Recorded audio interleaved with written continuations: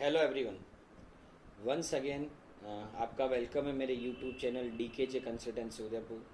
और एक और इन्फॉर्मेशन मुझे आपके साथ शेयर करनी है जो बहुत इम्पोर्टेंट है और रेलेवेंट भी है।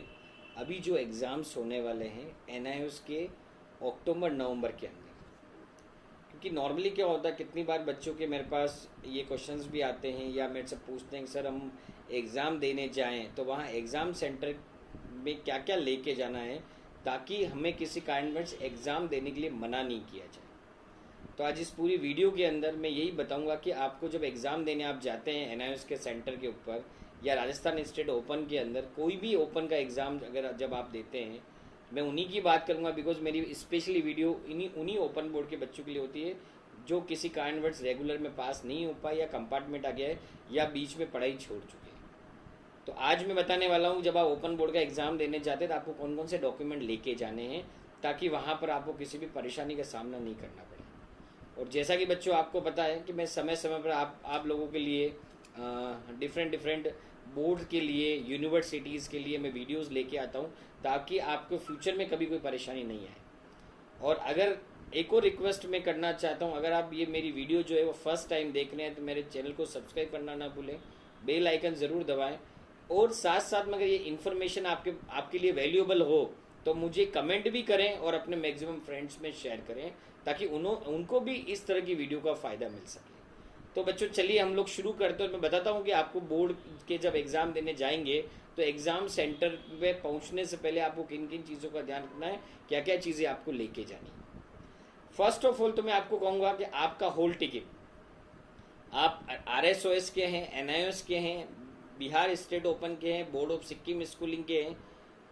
उन सब बच्चों के लिए, लेकिन स्पेसिफिकली मेरा NIOS के लिए बात करूंगा कि सबसे पहले तो जो NIOS की ऑनलाइन वेबसाइट से जो होल टिकट आपका निकलता है वो आपको अपने साथ रखना है जब आप एग्ज़ाम देने जाओ। उसके साथ साथ जो NIOS की तरफ से जब आप एडमिशन लेते हैं तो एक ID कार्ड भी जनरेट होता है, वो ID कार्ड भी आपको NIOS के होल टिकट के साथ आपके पास होना चाहिए, क्योंकि NIOS के होल टिकट के अंदर आपके सेंटर का नाम, आपके एग्ज़ाम में कितनी बजे पहुंचना है, वो टाइमिंग और किस दिन कौन से सब्जेक्ट के एग्ज़ाम में, वो सब उसके अंदर होते हैं।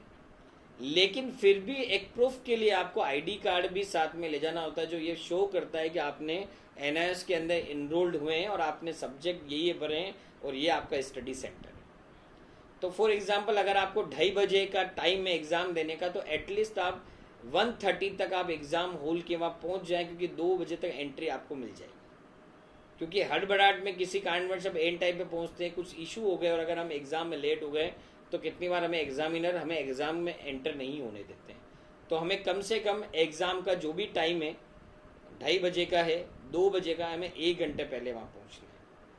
और साथ साथ में होल टिकट होना चाहिए और होल टिकट के साथ जो NIOS का ID कार्ड होता है जो आपको आपके डैशबोर्ड जब आपने फॉर्म भरा होगा तो वहाँ ऑनलाइन आपका लॉगिन ID, जो ID पासवर्ड मिला होगा उसको लॉगिन करके आपको वहाँ पे एक ID कार्ड भी मिलता है, वो भी आपको ले जाना है। साथ साथ में आपको ओरिजिनल आधार कार्ड लेके जाना है। ओरिजिनल आधार कार्ड हो गया, नहीं तो पैन कार्ड हो गया या फिर ड्राइविंग लाइसेंस जो आपका ID प्रूफ के रूप में मानते हैं वो आपको साथ में लेके जाना है। और उसके साथ साथ एक फ़ोटो लेके जाना। कितनी बार क्या होता है कि आपका एडमिट कार्ड के ऊपर या आधार कार्ड के ऊपर फ़ोटो अलग अलग होते हैं और आप एट प्रेजेंट में जो है वो सेम नहीं दिख रहे होते हैं।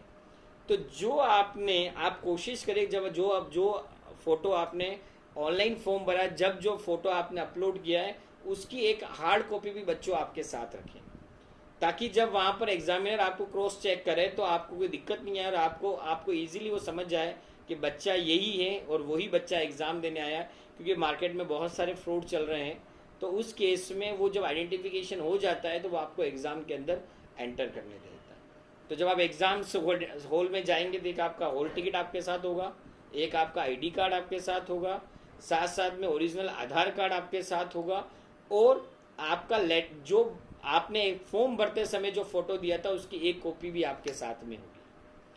उसके साथ साथ बच्चों मोबाइल आपको वहाँ पर अलाउड नहीं होता है, इसलिए मोबाइल गलती से भी नहीं ले जाना है। आपको हाथ वाथ चेक कर लेने, कहीं कुछ लिखा हुआ तो नहीं है, जेब में गलती से कोई पेपर तो नहीं रह गया है, वो सब। इवन आपको पर्स भी अलाउड नहीं होता है, सिर्फ अमाउंट आपकी जेब में अलाउड होता है तो आप पर्स भी वहाँ अलाउड नहीं है, तो आपको वो भी लेकर नहीं जाना। तो इन सब चीज़ों का एग्ज़ाम सेंटर तक जाने के ध्यान रखना है। और अगर आप जल्दी पहुँच रहे हो और आपके पास टाइम है, तो आपने जो भी सीरीज़ ली है NIOS के पढ़ने के लिए, भले वो टॉप वाली ली हो, सौरभ वाली ली हो, गुड लक ली हो, या अदर कोई कहीं से आप नोट्स के रूप में पढ़ रहे हैं, तो वो नोट्स लेके जाएं। एग्ज़ाम के टाइम पे आप कुछ टाइम बचता है, उसमें मेन पॉइंट पे आप रिवाइज कर सकें। तो ये सब चीज़ें जब एग्ज़ाम में आप जाते हैं, तब जो जो चीज़ें आपको लेके जानी वो मैंने बता दी, और किन किन चीज़ों का ध्यान रखना है वो भी मैंने क्लियर किया।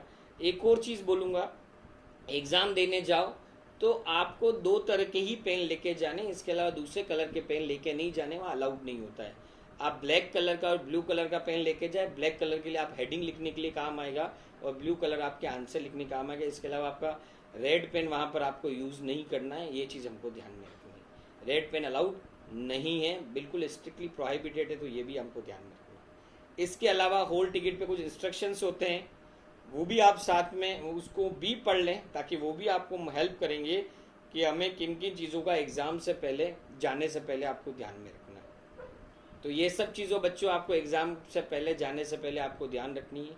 आई होप जो मैं चीज़ें बता रहा हूँ आपको समझ में आ गई होगी कि क्या क्या चीज़ें हमें एग्ज़ाम हॉल में लेके जानी और क्या क्या चीज़ें नहीं लेके जानी, और कब पहुँचना है, ये सब चीज़ें हमें ध्यान में रखनी है।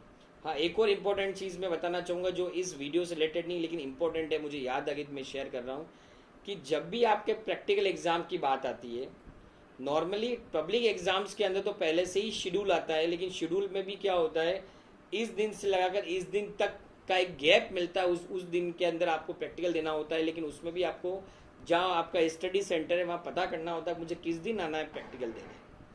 सेम ऑन डिमांड के अंदर भी जैसे ही आपका एग्ज़ाम हो जाए, उसी दिन आपको अपने एग्ज़ाम सेंटर पे पूछना है कि हमें प्रैक्टिकल देने कब आना है, और प्रैक्टिकल की फाइल आपको साथ में लेके जानी। ये भी चीज़ आपको ध्यान में रखनी है, ताकि प्रैक्टिकल में आपकी चूक नहीं हो जाए, प्रैक्टिकल में आपके एब्सेंट नहीं लग जाए, क्योंकि वो आपके परसेंटेज के अंदर, पास होने के अंदर प्रैक्टिकल का बहुत बड़ा रोल होता है। तो ये भी चीज़ें बच्चों आपको ध्यान रखनी है। आई होप स्टूडेंट्स ये सब चीज़ें आपको समझ में आ गई होगी। फिर भी अगर कोई डाउट है आप मुझे कॉल कर सकते हैं, मेरे ऑफिस DKJ कंसल्टेंसी उदयपुर में विजिट कर सकते हैं, और मुझे कॉल या व्हाट्सअप कर सकते हैं 9928582662। ये मेरा नंबर है, इस पर आप मुझे व्हाट्सअप या कॉल कर सकते हैं। और भी कोई इन्फॉर्मेशन चाहिए आप मुझे कमेंट करें, और अगर ये वीडियो आपको अच्छी लगी हो तो आप लाइक करें और मैक्सिमम अपने फ्रेंड्स में शेयर करें। With that thank you so much. आपका अपना विनाश है।